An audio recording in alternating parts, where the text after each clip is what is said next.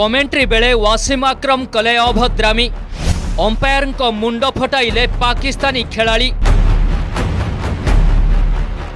किंतु अजब कथा कहिले वासिम आक्रम अशालीन मंतव्य को नहीं चारियाडू निंदा। पाकिस्तान पूर्वतन द्रुत बोलर वासिम आक्रम निज समय जड़े प्रख्यात स्विंग बोलर भावे परिचित थिले। एबे से अंतर्जातीय क्रिकेट मैच गुड़िकरे कमेंटेटर भावे नजर आसुछंती। आक्रम को निरपेक्ष विश्लेषण तांकु अन्य पाकिस्तानी मानक ठारू सामान्य भिन्न करिथाय। किंतु एबे से एमिति एक काम करिछंती जहा पई तांकु प्रबल निंदा करा जाउछि। एबे एशिया कप चलिथिबा बेले बुधवार दिन यूएई एवं पाकिस्तान मध्यरे मुकाबिला होइथिला।